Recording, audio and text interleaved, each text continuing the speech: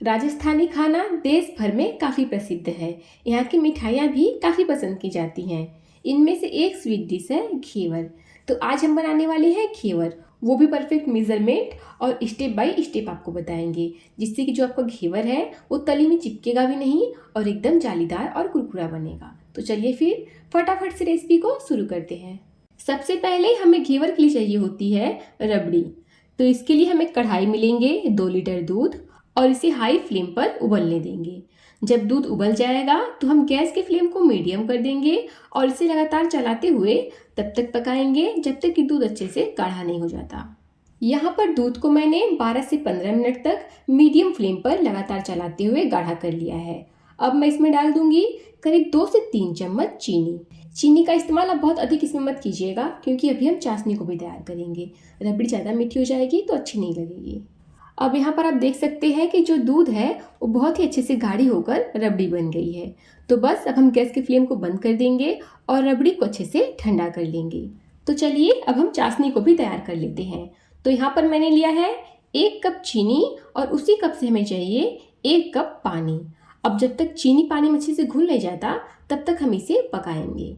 जैसे चीनी पानी में अच्छे से घुल जाएगा हम गैस के फ्लेम को मीडियम कर देंगे और मीडियम फ्लेम पर ही इसे 2 से 3 मिनट तक और पका लेंगे। अब बारी आती है कि चाशनी कैसी होनी चाहिए।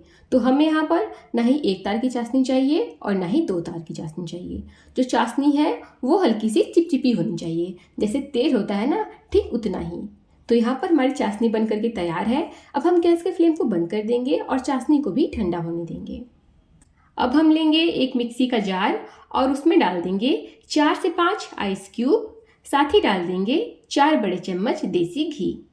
तो यहाँ पर घी आपको बहुत ज़्यादा हार्ड नहीं लेना है, जैसा मैं वीडियो में शो कर रही हूँ घी आपको वैसा ही लेना है, या फिर घी जो है वो पिघला हुआ हो। पर याद रखिएगा कि घी हार्ड ना हो, मतलब कि जो घी हो वो बहुत ज़्यादा जमा ना हो। अब यहाँ पर हम घी को और आइस को 1 से 2 बार मिक्सी ग्राइंडर में बढ़िया से चला देंगे। अब मैं इसमें डालूंगी आधा कप ठंडा दूध। मेजरमेंट के लिए आप घर का कोई भी चाय वाला कप सेट कर लीजिए या फिर कटोरी सेट कर लीजिए और सारा माप उसी से कीजिएगा। तो यहाँ पर हमने इसे पीस लिया है। अब मैं इसमें डाल दूंगी आधा कप ठंडा दूध। साथ ही मैं यहाँ पर ले रही हूँ 1 कप मैदा। पर याद रहे कि मैदा हमें एक साथ बिल्कुल नहीं डालना है। 1 से 2 चम्मच मैदे को डालिए मिक्सी ग्राइंडर में, फिर पीसिए, फिर डालिए 1 से 2 चम्मच, फिर पीसिए। तो यहाँ पर मैंने 1 कप मैदे को 5 से 6 बार डाल करके पीस लिया है। अब इसमें डालेंगे 1 चम्मच बेसन। बेसन को भी डाल करके हम इसे एक बार और पीस लेंगे। अब सबसे लास्ट में मैं इसमें डाल रही हूँ आधा कप ठंडा पानी। ठंडे पानी को भी डाल करके हम इसे एक बार और चला लेंगे।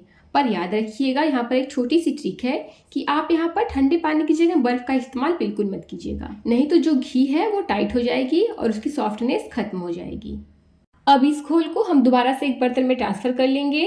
उसके बाद उसी मिक्सी ग्राइंडर में दोबारा से डाल देंगे 1 कप पानी और इसे हल्का सा चला लेंगे। आप चाहें तो इस घोल को परात में भी बना सकते हैं, पर मिक्सी ग्राइंडर में ये काम फटाफट से और बहुत ही आसान तरीके से हो जाता है। अब जो मिक्सी ग्राइंडर वाला पानी है उसे भी हम उस घोल में डाल देंगे। साथ ही यहाँ पर मैं डाल दे रही हूँ 1 चम्मच नींबू का रस।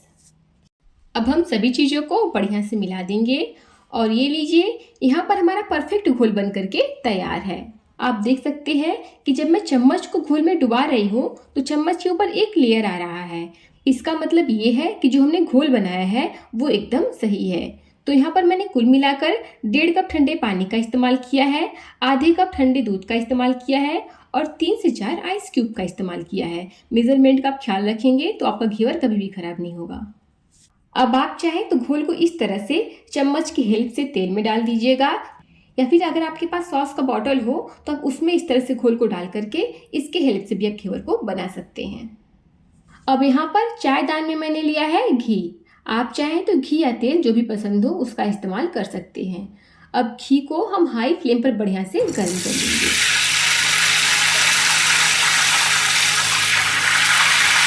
अब जैसे ही घी बढ़िया से गर्म हो जाएगा हम तेल में इस तरह से ड्रॉप करके मिश्रण को डालेंगे और इसे हाई फ्लेम पर ही पकने देंगे।